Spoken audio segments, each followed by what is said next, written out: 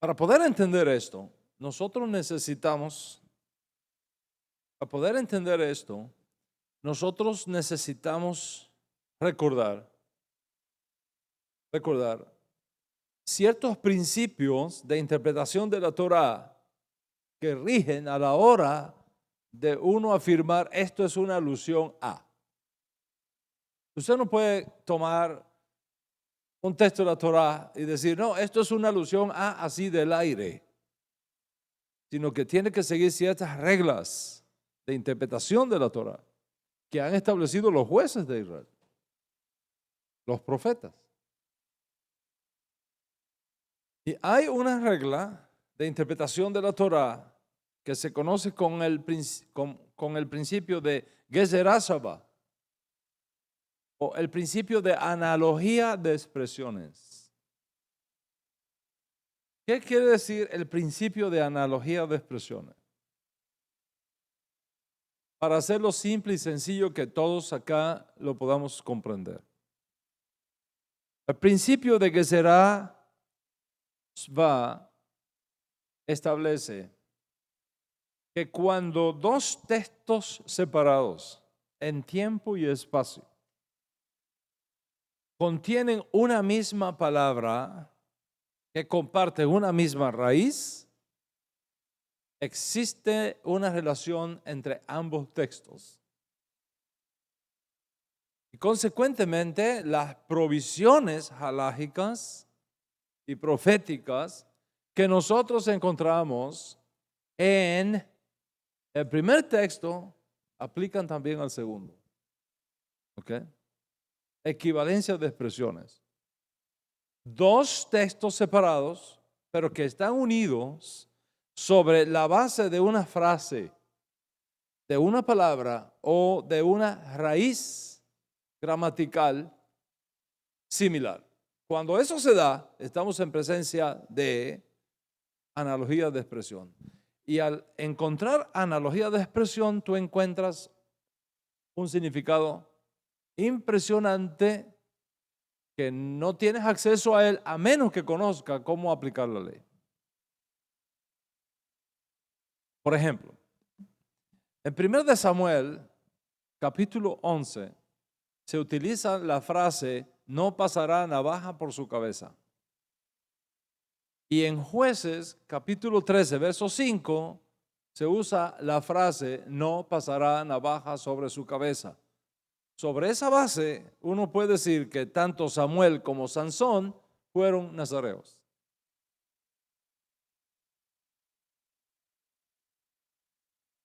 Por ese principio de analogía de expresión.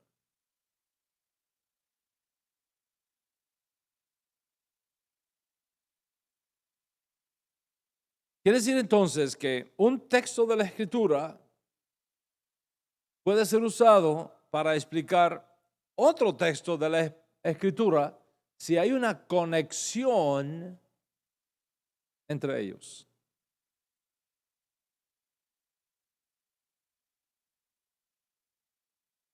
Les voy a hacer una pregunta.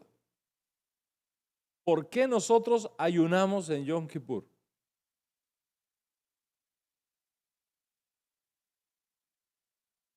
¿Dónde está escrito en la Torah?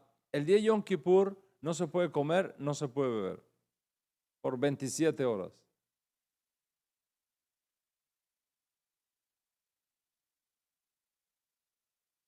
Entonces, si en ningún lugar de la Torah nosotros encontramos que en Yom Kippur no se puede comer, no se puede beber por 27, 28 horas, ¿por qué lo hacemos? ¿De dónde sale eso? Por el principio de analogía de expresiones. ¿Por qué? Levítico o Vayikra, capítulo 16, versículo 29, dice que los hijos de Israel deben afligirse, ¿ok? Deben afligirse durante Yom Kippur. Afligirse, ¿ok? El término hebreo es aná.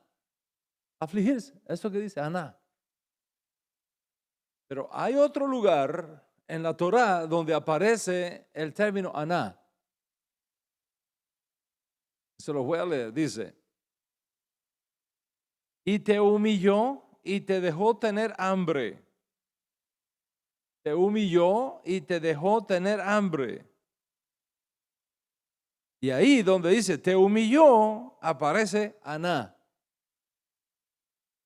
Entonces, cuando los jueces de Israel juntaron ambos textos, dice, en Yom Kippur hay que pasar hambre. Por eso es que no comemos en Yom Kippur absolutamente nada. Ni bebemos agua. Por la conexión que hay en dos palabras hebreas, en dos textos que están separados, no solamente en lugar de la Torá, sino en tiempo. Parece que el libro de Deuteronomio, como nosotros lo conocemos ahora, fue editado por Ezra, 500, 600 años después de Moisés. Y por esa conexión, mire cuántas cosas se derivan. ¿Ok? Les voy a dar otro ejemplo. Si Pesaj cae en Shabbat, ¿se puede sacrificar el cordero de Pesaj en Shabbat? Nosotros conocemos una ley, ¿verdad? ¿Qué dice la ley? Ok, en Yom Tov nosotros podemos cocinar para Shabbat, pero en Shabbat no podemos cocinar para Yom Tov, ¿right? ¿Y qué pasa si Pesaj cae en Shabbat? ¿Se puede sacrificar el cordero pascual en Shabbat para comer Pesaj en Shabbat cuando la ley dice que en Shabbat no se puede cocinar para Yom Tov?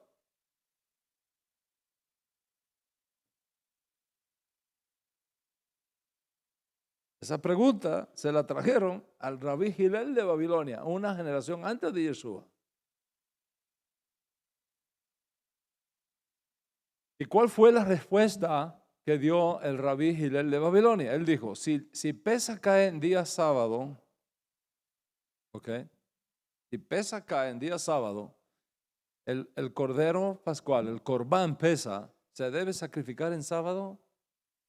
Y él respondió, si el sacrificio continuo debe ofrecerse aún en día de Shabbat, con más razón el corbán Pesaj hay que ofrecerlo en Shabbat.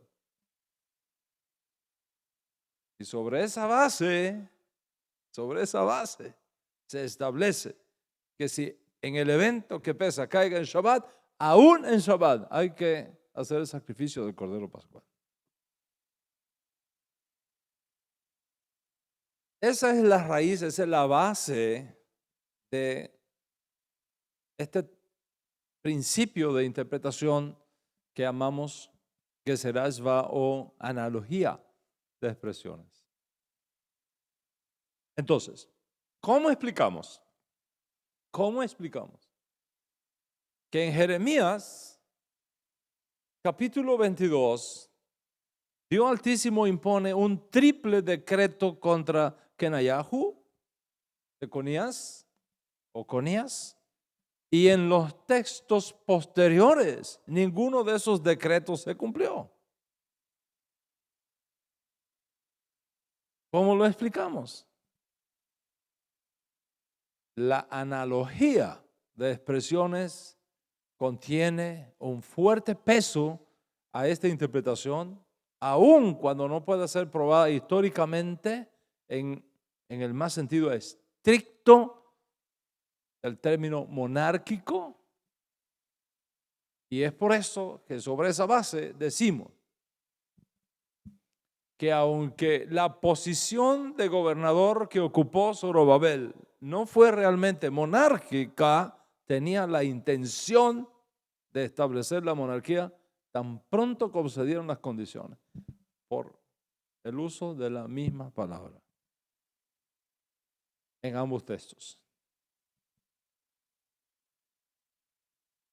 ¿Están conmigo hasta aquí? Caleb, ¿me sigues? Baruch, ¿me sigues? Ok. De ser esto así, como estamos proponiendo, significa que tuvo que haber aquí algo y solamente algo para explicar por qué esa maldición no se cumplió. ¿Por qué no se cumplió? Porque si Hashem dice, ningún descendiente de este hombre se sentará en el trono de David, nunca, no lo podrá lograr. Y vemos que sí se logró, y que de hecho Yeshua viene de esa línea. Aquí tenemos solamente dos posibilidades. O Hashem mintió, lo aleno, y por lo tanto eso no puede ser, y consecuentemente quitamos esa posibilidad. O pasó algo que Hashem retiró el decreto.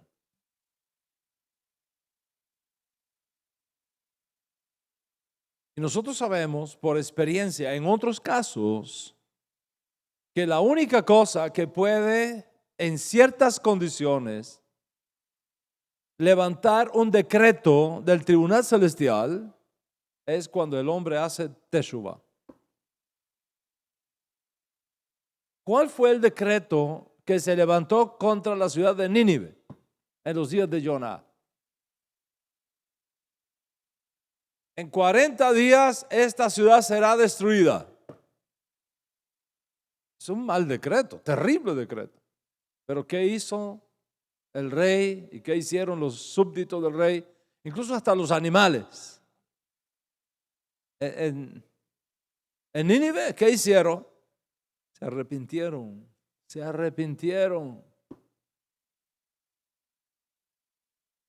Y Dios Altísimo, que es misericordioso, levantó el decreto.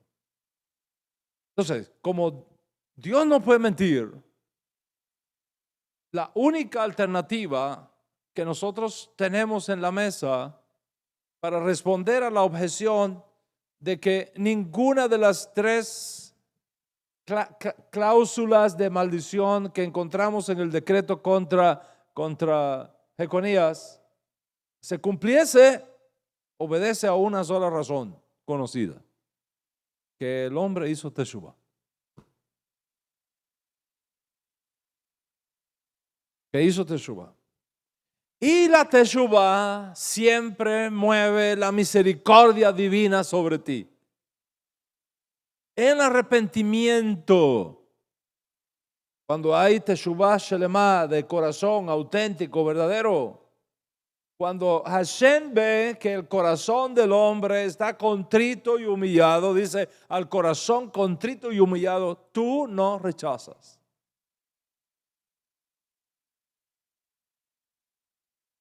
Y sobre esa base podemos sugerir que la respuesta es que la misericordia divina se movió a favor de él, revocó la maldición.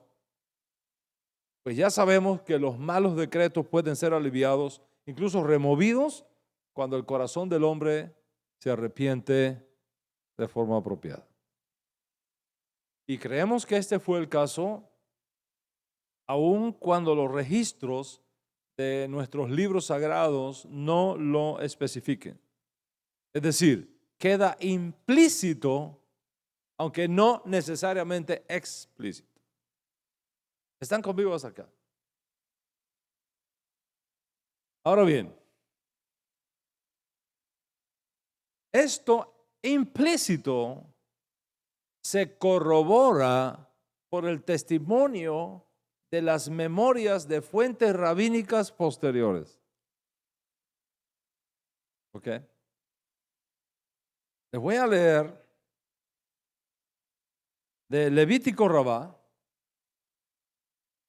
una porción del Rabí Yohanan. Dice así, y cito: el exilio expía por todo, porque está escrito, el exilio expía por todo. Expía por todo. ¿Por qué expía por todo el exilio? Porque cuando a ti te ponen en una cárcel, tú te vuelves más humilde. te vuelve más humble. ¿Ok? Se te bajan los humos de la cabeza. A veces el Eterno tiene que permitir que venga una tormenta a nuestra vida para que nos humillemos.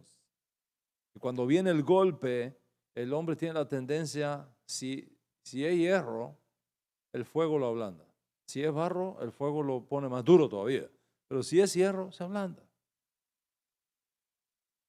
El exilio expía por todo, porque está escrito, así ha dicho el Eterno, escribe de este hombre que no prosperará en sus días, porque ningún descendiente suyo se podrá sentar en el trono de David ni reinar sobre Judá, mientras que después que fue exiliado, está escrito, y los hijos de Jeconías, Asir, Salatiel, él fue llamado Asir, porque su madre lo concibió en la cárcel.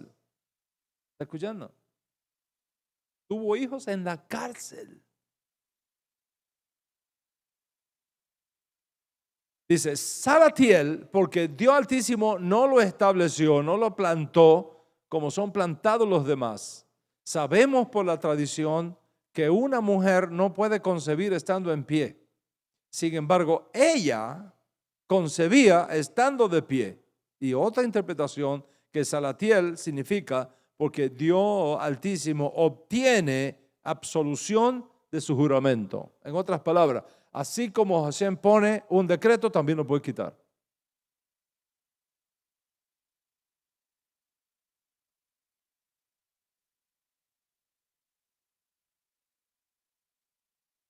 Claro, si esto lo hubiese escrito el rabino Shaul de Tarso, dice, mire el payaso ese, lo que está inventando.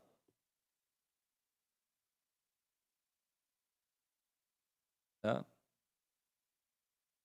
Hay un rabino, no es un rabino, es un judío ortodoxo. No solamente graduado de Massachusetts Technological Institute, MTI, sino que después se volvió un investigador y un profesor estrella del Instituto de Tecnología Massachusetts, Harvard University, en mi opinión, el mejor instituto de tecnología del mundo. Y este hombre judío ortodoxo, bueno, no ortodoxo, neortodoxo, escribió varios libros refutando la teoría de la evolución. El último libro que escribió, que lo tengo en mi biblioteca acá, que es extraordinario. ¿Okay? Tengo aquí en mi Kindle Edition. Ya les digo. ¿Okay? Ya estoy terminando de leerlo. Es espectacular. Espectacular este libro. Gerald Shorter. God According to God. De hecho, lo recomendé a todos los padres que sus hijos, si son teenagers, especialmente aquí en Estados Unidos, que la lengua de ellos leen más y entienden más el inglés que el español, lean este libro. ¿Ok? God According to God. Un físico prueba, voy a hacer esta traducción libre aquí, un físico prueba que hemos estado equivocados todo el tiempo acerca de Dios.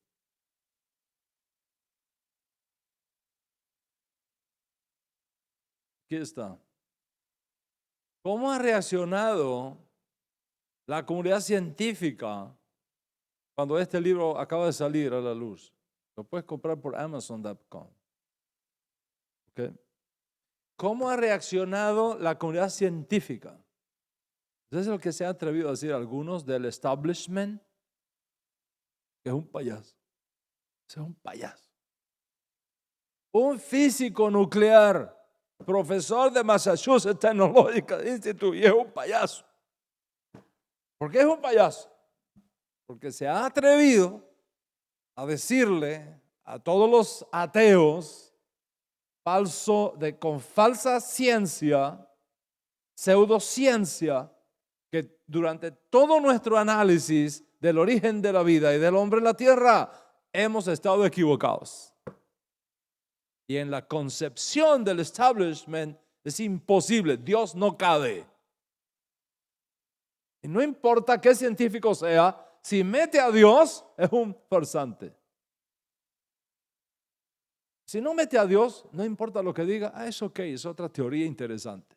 Pero una vez mete a Dios, es farsante. Igual que en el judaísmo, ¿no? De nuestro pueblo. Tú puedes tomar Isaías 53 y decir, no, eso se refiere al rey Ezequías. Mira, una buena teoría, sí, está bien.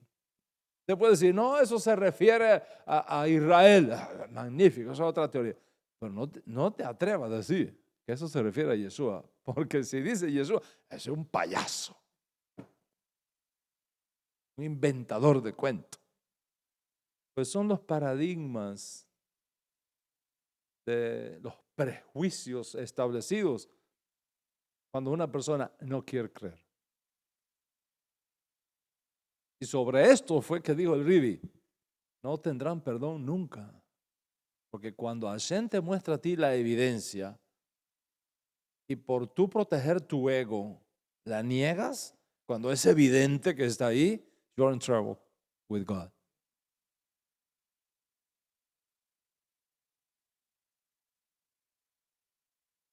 El exilio expía por todo, porque está escrito, así ha dicho el Eterno, escribe de este hombre que no prosperará en sus días, porque ningún descendiente suyo se podrá sentar en el trono de David ni reinar sobre Judá, mientras que después que fue exiliado, está escrito, y los hijos de Jeconías, Asir, Salatiel, él fue llamado Asir porque su madre lo concibió en la cárcel. Y lo concibió no de cualquier forma.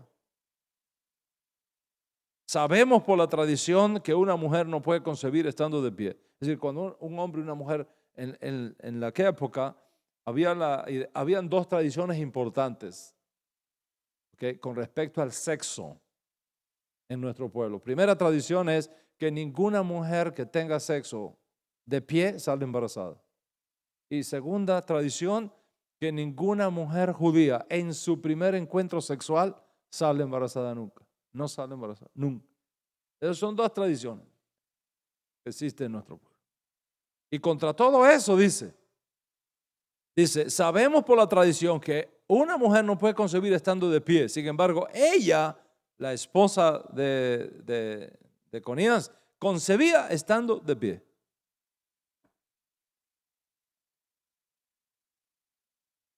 Entonces, ¿qué quiere decir? Que en el exilio ablandó su corazón, se humilló. Hashem tuvo misericordia de él y levantó el decreto. De lo contrario, no podía haber tenido hijos en el exilio, porque el decreto mismo lo impedía. Y Morán Berrabotai, cuando Hashem impide algo, no importa lo que brinques y lo que saltes, no lo logras.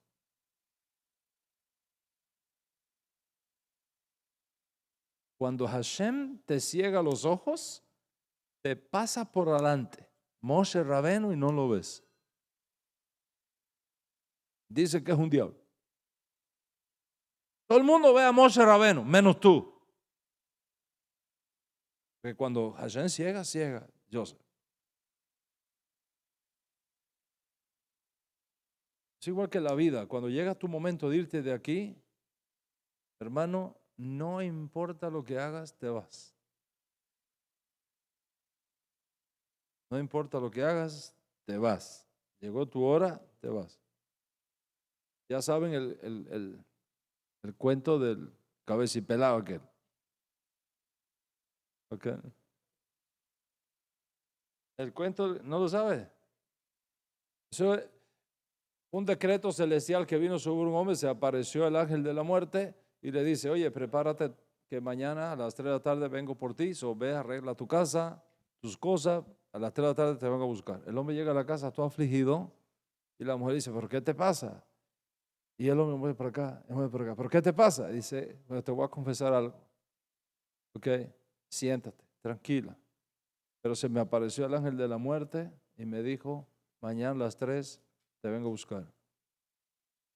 No puede ser. Y por eso estás así, disfrázate. Cuando venga la muerte no te va a conocer. Dice, ¿cómo hago? Disfraces, vete ahora mismo para la peluquería y que te rapen completo. Rape. Y ponte ropa que nadie te conozca. Y vete por ahí y escóndete. Tú verás, no te vas a encontrar, tranquilo. El hombre así lo hizo. Y dice, ¿a dónde puedo irme que el ángel de la muerte? Dice, se le ocurrió irse a un bar de billar. O sea que adelante está ahí, atrás está para jugar billar. Y allá en el sótano se puso a jugar billar. ¿Cómo le parece que a las 2:55 se aparece allí el ángel de la muerte? Y cuando el tipo lo ve, dice, no puede ser. Y se arrincona así en un ladito. Y dice el ángel de la muerte, faltan 30 segundos para las 3 y no encuentro a ese tipo. Si a las 3 no lo encuentro, me llevo al pelón aquel que está allá. Si a las 3 no lo encuentro, me llevo al pelón aquel que está allá.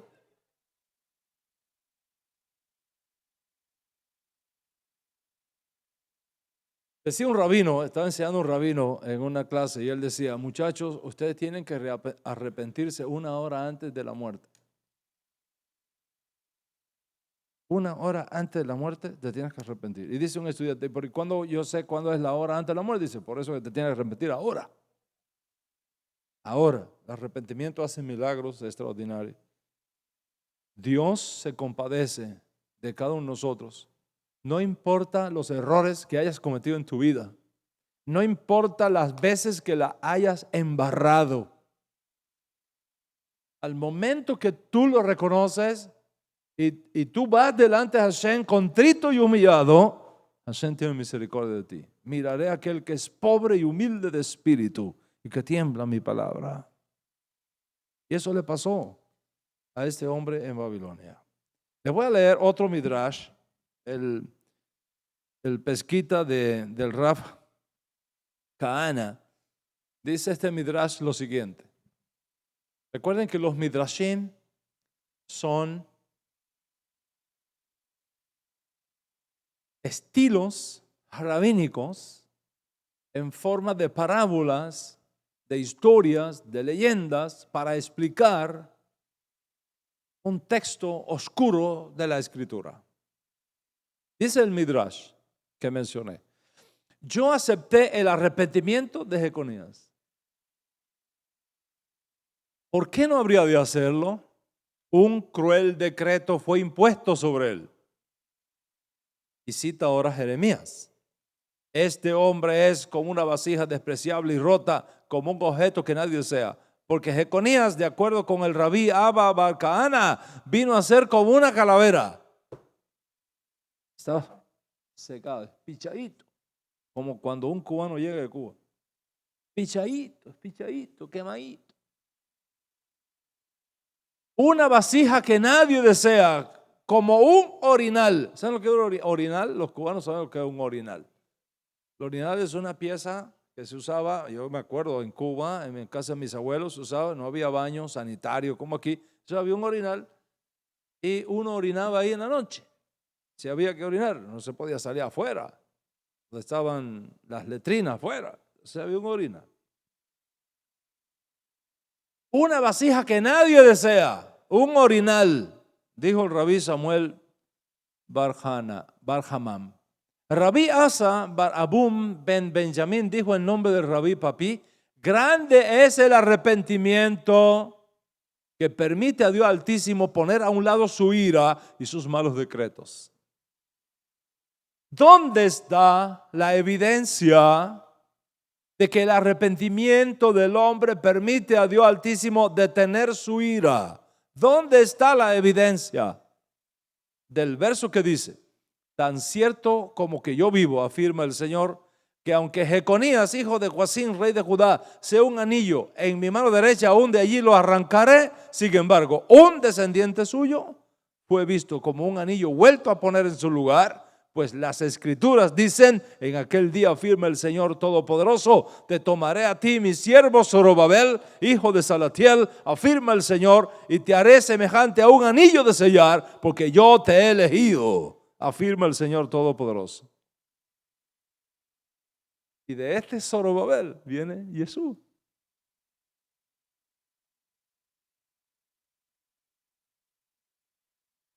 Sigue diciendo el Midrash. ¿Y dónde está la prueba de que el arrepentimiento del hombre permite a Dios quitar los malos decretos luego de haber dicho que ese hombre quedaría sin hijos? Del verso en la escritura que dice: los hijos de Jeconías, el desterrado, fueron Salatiel, el resto de los muchachos. Tahom Bar Jeremiah dijo: Jeconías fue llamado Asir, uno sacado de la prisión, porque en ella había sido echado, y su hijo es llamado Salatiel, porque vino a ser como un árbol joven, de cuyo retoño el linaje de David pudo seguir adelante. Rabí Tanjuna dijo: Jeconías fue llamado Asir, sacado, en este caso sacado de la prisión, porque Dios Altísimo le quitó el mal decreto que puso sobre él como una cárcel, pues el Eterno consultó con la corte celestial y ellos le liberaron de su juramento. Sabe que hay una corte celestial donde hay 5 ángeles que acusan y hay 5 ángeles que defienden. Entonces, cuando se trata un asunto, Hashem trae las cosas acá y mira cuál es la voz que prevalece. Y cuando los ángeles, hasta los ángeles malos, cuando vieron que que Jeconías se arrepintió, dijeron: es verdad que se arrepintió. Y entonces hubo un cambio en el decreto celestial.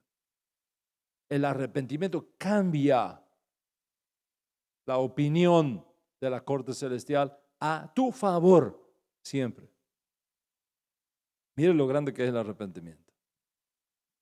Entonces, podemos destacar de estas fuentes al menos 3 hechos históricos fundamentales. ¿Cuáles son? Primero, que Kenayahu o Jeconías hizo teshuvá. Se arrepintió y Dios Altísimo aceptó su teshuvá. Segundo, que como respuesta a la teshuvá, al arrepentimiento del hombre, Hashem puso a un lado su ira, consultó con la corte celestial, anuló el mal decreto y echó abajo la maldición. Y tercero, que debido a esto, el retoño o el linaje de David pudo continuar y seguir adelante. De manera que cuando colocamos tanto el testimonio de la Escritura como las fuentes rabínicas en la mesa, es evidente que la maldición fue levantada.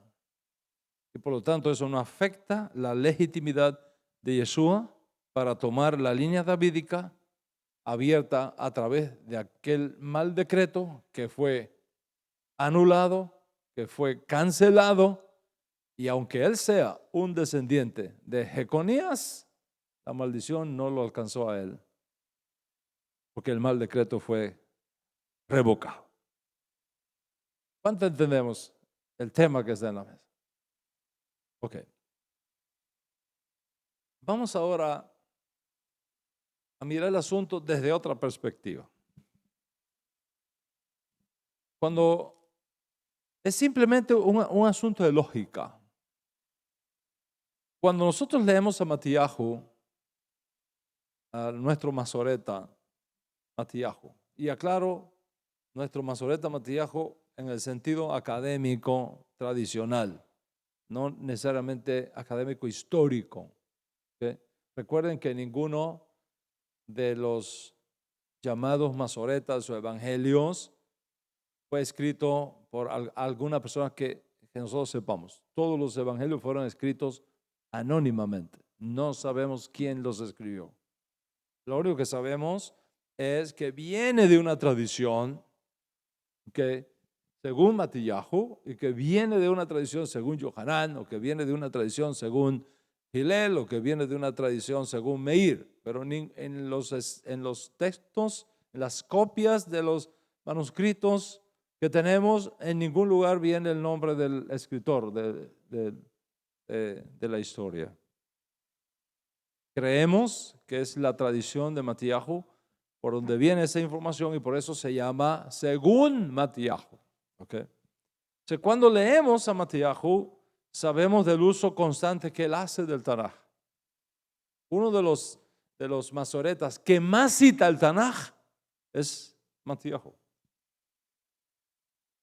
¿Cómo podría colocar ¿Cómo podría colocar a Jeconías en la línea ancestral de Yeshua si todo el mundo supiera que la maldición estaba operando y por lo tanto lo hacía ilegítimo al trono de Israel?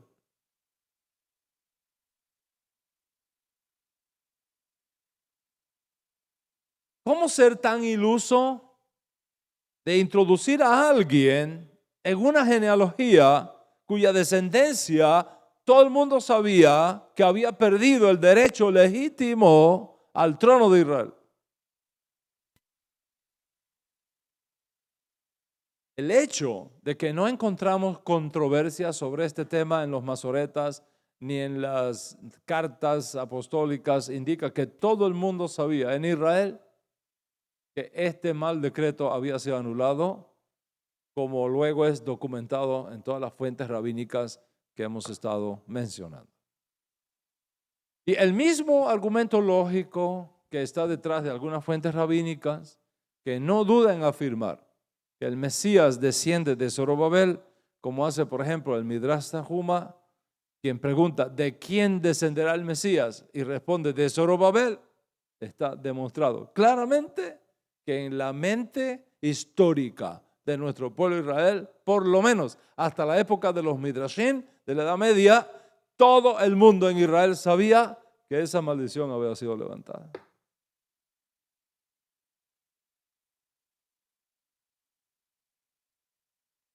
¿Cuántos están conmigo hasta acá?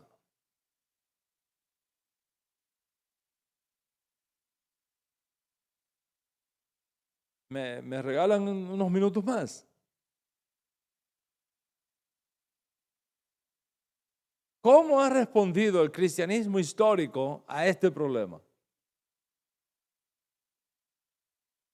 Respuesta de la Iglesia Católica: el nacimiento virginal. Yeshua no es alcanzado por esta maldición porque Joseph no fue su padre. Si Joseph no fue su padre, no importa todas las maldiciones que hay detrás, no le llegó nunca a Yeshua. Que no tuvo padre humano.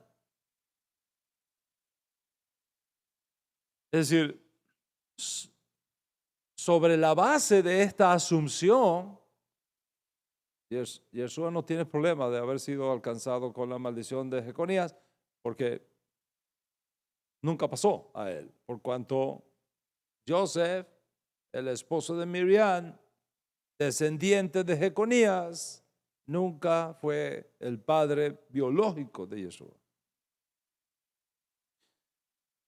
En otras palabras, Joseph adoptó a Yeshua. Y sobre la base de la adopción es que Yeshua califica para el trono de Israel. Esa es la posición cristiana tradicional. Por supuesto, tal concepción no tiene ningún fundamento en el judaísmo, porque la ley judía no permite a un niño adoptado sentarse en el trono de David. Tiene que ser un niño natural, legítimo. Si no, no puede. Déjenme explicar un poquito esto para que entendamos el terreno que estamos pisando.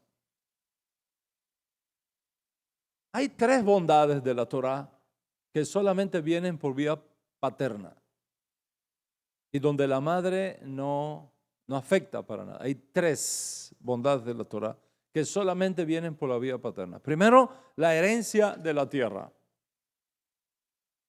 Eso es lo primero. En otras palabras, la tierra de Israel es sagrada y pertenece a Hashem. Nosotros la tenemos como usufructo gratuito. Pero la tierra no es nuestra, es de Hashem. Por eso está prohibido venderla a perpetuidad. Así está escrito. Está prohibido vender a perpetuidad la tierra. Aún en este tiempo usted no puede comprar tierra en Israel. Usted puede comprar una casa en Israel por 50 años. A los 50 años le renuevan el título por otros 50 años más. ¿Ok? ¿Pero qué? ¿Por qué por 50 años? Porque si llega jubileo, según la ley de la Torá, todas las tierras tienen que regresar a sus dueños originales. Entonces, si usted compra un pedazo de tierra que pertenece a la tribu de Joseph, a la hora del jubileo, a usted le dicen, por favor, muévase de aquí, que esto no es suyo, esto es de Joseph. Y para allá va. Y usted lo pierde todo. ¿Ok? Pero no se asusten que las cosas no son tan simples así. ¿Ok? Entonces, ¿qué pasa en el año jubileo? Todo el mundo recibe de vuelta la tierra que Josué entregó a las 12 tribus de Israel por herencia. Entonces, vamos a suponer, Yirmiyahu, usted está en Israel y usted vive al lado, tiene su casita allá al lado del lago de Tiberíades, usted tiene su casita allá, llegó jubileo. ¿A dónde vas a recibir herencia ahora en jubileo? ¿A dónde vas a recibir la herencia? Vamos a suponer que tu mamá es de Judá y tu papá es de la tribu de Aser. ¿A dónde vas a recibir tu herencia según la Torá? En la tribu de Aser, no en la tribu de tu mamá, en la tribu de tu papá. Porque la madre no da la herencia de la tierra, es el padre el que da la herencia de la tierra. ¿Me entendiste? Segunda bondad de la Torá, que corre por la línea paternal, el sacerdocio. Para ser sacerdote en Israel, el padre tiene que ser Cohen. Si el padre no es Cohen, no califica. Vamos a suponer, una madre Cohen se casa con un judío no Cohen, el niño que nace no puede ser sacerdote. Y hay que hacerle pidión Jabem. Rescate el primogénito. Pero si un padre es Cohen y se casa con una hebrea de cualquier tribu de Israel, el niño que nazca es Cohen. ¿Por qué? Porque el padre es Cohen. Y el tercero es la monarquía. Para sentarse en el trono de David, tú tienes que ser descendiente por la vía del padre del rey David. Si tú no eres descendiente biológico de David, la madre no da monarquía. En otras palabras, una hija de David se casa con un danita o con un rubenita. El niño que nazca no puede aspirar a la monarquía. No es un candidato a la monarquía. Porque el padre no es descendiente de David. Solamente si el padre es descendiente de David, biológicamente califica. Entonces, si Yeshua no tuvo padre humano, no va a calificar.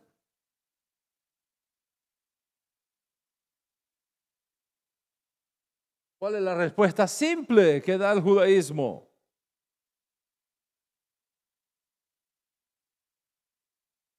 La maldición de Jeconías no llega a Yeshua, no por el maraverismo teológico de Roma, sino simplemente por el arrepentimiento que hubo en el exilio y por el cual Hashem levantó el decreto y por lo tanto Yeshua es un aspirante legítimo al trono de David.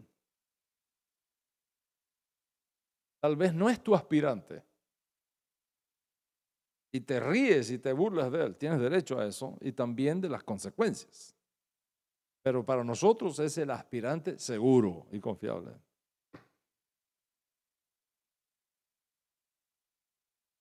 Y en este año de elecciones aquí en Estados Unidos, bueno, yo no me meto en eso. Yo no me meto en eso. Cada uno de ustedes debe votar y debe votar por su aspirante que mejor esté en línea con sus propios criterios de los principios, de los valores, de lo que sea mejor para el país.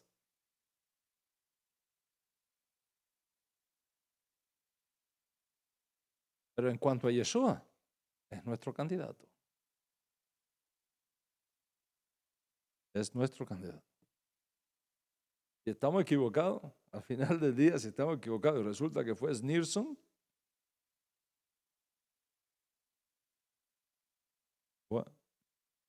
¿qué perdimos? Nada. No perdimos nada. ¿Por qué? Porque con Yeshua guardamos Torah, un mandamiento igual. Pero hermano, si usted está equivocado y nosotros tenemos razón, you are in trouble. Tú estás en problema. ¿Cuánto entiende lo que estamos hablando acá?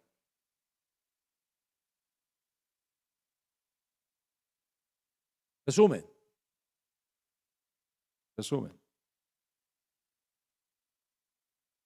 Es nuestra posición que cuando se analizan cuidadosamente todos estos hechos, la maldición de Kenayahú de Jeconías no tiene ningún impacto crítico en la legitimidad mesiánica de Yeshua debido a su conexión familiar con Kenayahú o con Jeconías. Y por lo tanto, este argumento en contra de Yeshua no tiene sentido, no tiene fundamento, no tiene fuerza, no tiene razón de ser. Pero tú tienes que conocerlo. Y tú tienes que saberlo. Para que aprendamos a defender nuestra fe en la Torá y nuestra fe en las promesas de los profetas, por cuya fe y por cuyas promesas sabemos que Yeshua es quien dijo que era.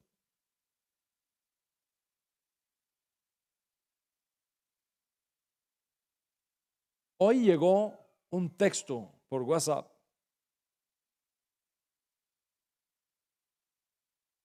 Hoy llegó un texto por WhatsApp a una persona que está muy cerca de mí. Y el texto decía, ¿es verdad que la sinagoga del Doral, del Rabí Dan, se volvió ortodoxa y negaron a Yeshua como Mashiach? Dice, ¿es verdad? Y yo le dije a esa persona que está muy cerca de mí, respóndale. Yo estaba al lado cuando llegó el texto. Respóndale y dígale, para el Rabí Dan y para la comunidad del centro hebraico Bnei Zion de Miami, Yeshua no es negociable. ¿Me entendiste, amigo, que enviaste el texto?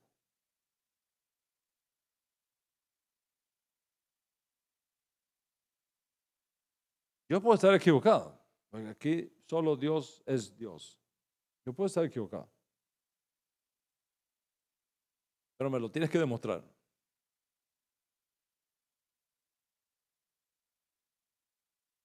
Y hasta ahora no has podido.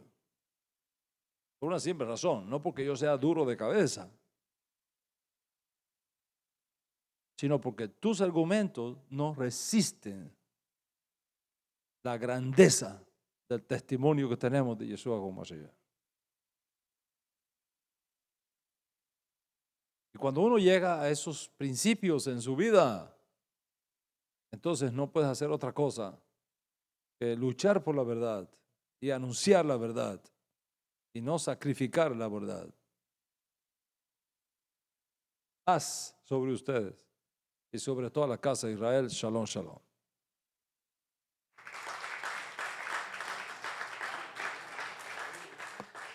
Baruch Hashem. Bueno, Joseph, tenemos algunas visitas acá, lo dejo en tu mano para concluir. Tenemos la costumbre acá de que al concluir la clase de los lunes, separamos una sedaca y la depositamos acá